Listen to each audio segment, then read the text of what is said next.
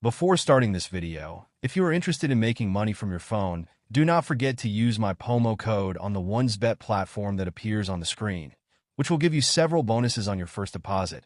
And also do not forget to subscribe to the Telegram channel to predict matches, the link to which you will find in the comments only. All you have to do is subscribe to our Telegram channel and use my promo code, and welcome to the real world. And so, there it is. The end of the transfer window, with Manchester United closing the curtain on this summer with the belated addition of Paris Saint-Germain midfielder Manuel Ugarte. There will always be a sense among supporters that more is needed. Hey, a few may have even talked themselves into wanting Raheem Sterling, naming no names. But on the face of it, it has been a relatively smooth summer for the Red Devils, with the spine of the side having been significantly strengthened. For once, the Old Trafford side resisted the temptation to splash out on the big names, instead turning to young and hungry talents, as well as those with something of a point to prove, namely ex-Bayern Munich and Juventus man, Matthijs de Ligt. That approach has been rather refreshing to witness, as too has been the ruthless nature of the outgoings, with Sancho McTominay and Jadon Sancho arguably the two most high-profile exits of the window. Man Utd's deadline day exits. The summer began with the likes of Raphael Varane and Anthony Martial departing at the end of their contracts, and subsequently ended with two further noteworthy departures, in the form of Sancho and McTominay.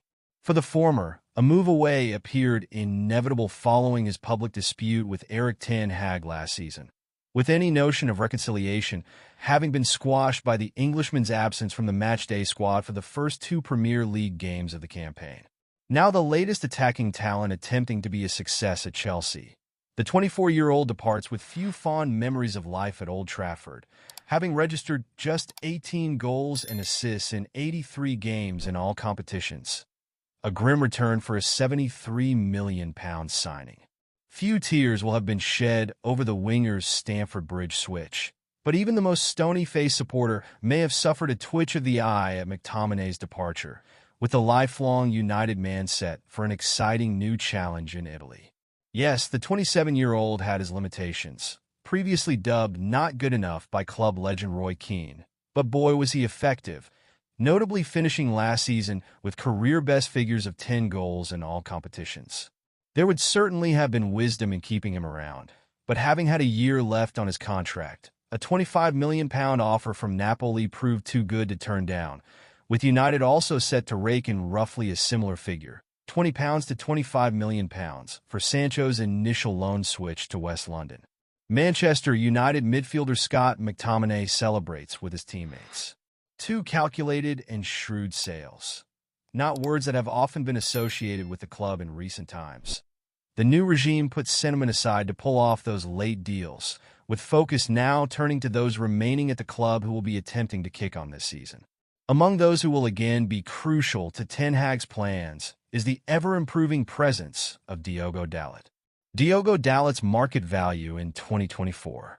When discussing the best transfers at United in the post-Sir Alex Ferguson era, the obvious port of call is Bruno Fernandes, with the Portuguese playmaker having been the shining light in a largely turbulent time for the club, after chalking up 79 goals and 67 assists in 236 games in all competitions to date. And yet, whisper it quietly, but should Fernandes' compatriot also now come into that conversation, with the versatile fullback having arguably been the club's standout figure last term, even claiming the Players' Player of the Year award. Diogo Dalot, Man United Brighton. It took time for the former Porto man to get going in English football, having been sent on loan to AC Milan under Ole Gunnar Solskjaer in 2020, yet under new management. The defender now looks like an elite-level talent, as described by Statman Dave. There still remain shaky moments, including his reckless foul against Chelsea in the 4-3 collapse last season. But on the whole, the 25-year-old is looking more and more like an astute capture, having cost just £19 million back in 2018. Dubbed the best fullback in Europe in his age group by Jose Mourinho at the time of his arrival, the £85,000 per week star is now a nailed-on pick in the starting lineup, with his importance notably bolstered by his ability to slot in at left back. That importance is reflected in his rising value, with Transfermarkt calculating that he is now worth around €35 million, £29 million, placing him ahead of both Sancho and McTominay in relation to their touted transfer fees. Perhaps that figure should be even higher, although unless the club are looking to sell anytime soon, which seems unlikely, an asking price or price tag matters not. What that rise in value does indicate, however, is that Dalot can be considered one of the rare success stories of United's recruitment in recent times, with the right back an example of just how patience and persistence can pay off.